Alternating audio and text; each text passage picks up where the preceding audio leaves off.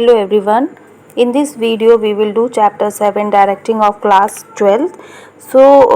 We have done the planning, then comes the organizing, then staffing and then the directing. पहले plan करना, फिर उसको organise करना, then staff members को select करना and after that the directing comes. So let us understand the meaning of the directing and the features of directing. So meaning of directing means to give information and to guide the people in doing a work. Directing means to give the direction to the people. For example, in our day to day life, for example, if we talk about the function in the hotel, if there is a function in the hotel, what the owner of the hotel will do, he will direct his worker, अपने workers को direction देंगे कि किस तरह से काम करना है to organise a function. In the same way if we talk about the teacher, teacher will direct his student to complete the certain assignment. Teacher अपने स्टूडेंट्स को डायरेक्शन देंगे कि कैसे असाइनमेंट को कंप्लीट करना है. And the other example is a film producer. Producer of the film, he will direct the artist to how to do the role in the film and all the like all these are the examples of the directing means disha dena. Okay, so for management, if we talk about the management, directing is an important function of the management. It includes instructing, guiding, counseling, motivating and leading people. Means ये क्या करता है, ये instruction देना होता है. Directing का मतलब in the management, the meaning of the directing means to give the instruction to the employees को इंस्ट्रक्शन देना.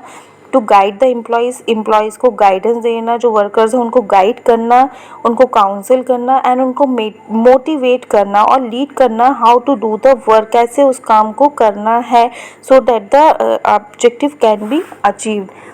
Directing is a part of the management and it ensure that member of an enterprise, जो enterprise के members हैं, जो workers हैं, वो अपना काम effectively and efficiently कर रहे हैं कि नहीं कर रहे हैं. So directing is an important function of the management. ये एक important function होता है management का, जिसमें इंस्ट्रक्शन दिया जाता है, गाइड किया जाता है, सुपरवाइज किया जाता है और मोटिवेट किया जाता है. किसको? एम्प्लॉयज़ को या फिर वर्कर्स को. क्यों मोटिवेट किया जाता है? To achieve the predetermined objective. जो ऑब्जेक्टिव है, जो गोल है, उसको अचीव करना. So right, this is the meaning of the directing. Now let us understand the features or the characteristics of the directing. Directing के characteristics क्या होते हैं? So first one is the managerial function. It is a managerial function. Directing is an important function of the management. ये management का सबसे important function होता है and the manager has to perform this function along with the planning, organizing, staffing and controlling while discharging his duties in the organization. मतलब manager जो होता है उसको ना ही सिर्फ वो प्लानिंग करेगा, ऑर्गेनाइज करेगा, स्टाफिंग करेगा, बल्कि उस चीज़ को क्या करेगा, now he has to perform his function. अब उसको वो फंक्शन को परफॉर्म करना है जो उसने प्लान करके रखा है, जिसके लिए उसने स्टाफिंग तैयार की है और जिसके लिए ऑर्गेनाइज किया है. अब उसको फंक्शन को उसको परफॉर्म करना है. So through directing only, the manager will guide his worker, he will inspire and he will lead the employees to perform the task assigned. He will lead the employees कैसे काम करना है, how to do the work and how that particular work can be performed in the best way. So the manager will guide his workers. That is the managerial function. Now the second is it is a continuous process. Direction is a continuous process. Continuous means it continue till the end of the life of the enterprise.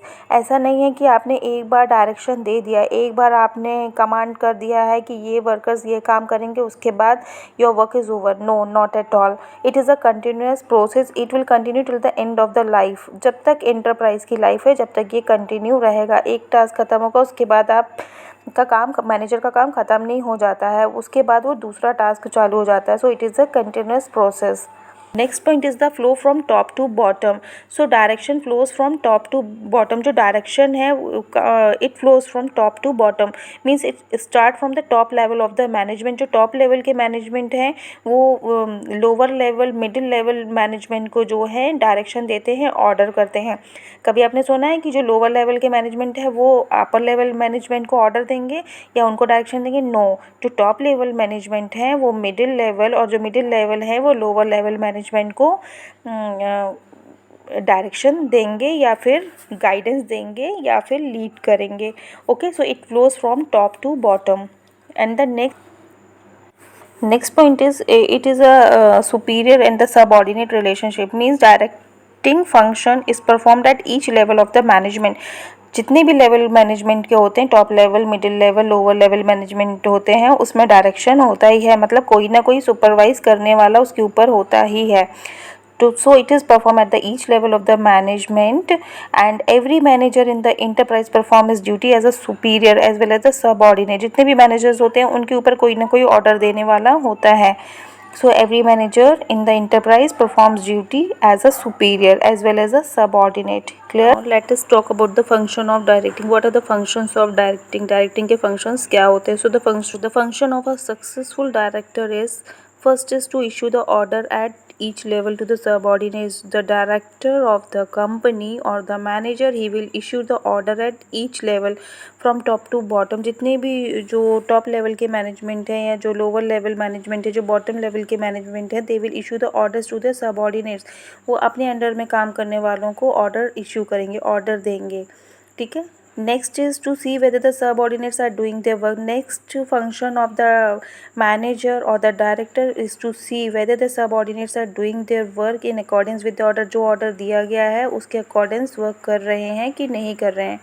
And the third one is the director guide and he will guide and he will train the subordinates as and when required. Means he will guide the subordinates. किस जब उनको guidance देना होगा कि ये काम इस तरह से नहीं इस तरह से होना चाहिए, वो उसको guide करेंगे. whenever required, जब भी ज़रूरत पड़ेगी वो उनको direction देंगे और उनको guide करेंगे. Okay. Next is to inspire the subordinates to do work according to the direction given. They will inspire the subordinates. They will inspire. They will means the manager or the director. They will inspire their workers or the employees or the subordinates that to do the work according to the direction given. जो direction दिया गया है उसी के अनुसार काम करें. Okay. Next is to bring the coordination in the activities and the persons of the enterprise. To bring the coordination, जो जितने भी काम हो रहे हैं उनमें coordination लाना, उनमें एकता लाना, coordination लाना, that is the work of the director. Next point is to make the control effective. Means the manager should have the control over the employees. He should have the effective control. उनका employees के ऊपर और subordinates के ऊपर control होना चाहिए. So these are the functions of the directing. And in the next now comes the elements of the directing. What are the elements of the directing? So the elements are the first direction includes the following elements: communication, leadership, supervision, motivation, leadership and communication. These are the elements of the directing, and we will study about these elements in detail in the upcoming video. So till then, take care. Bye bye.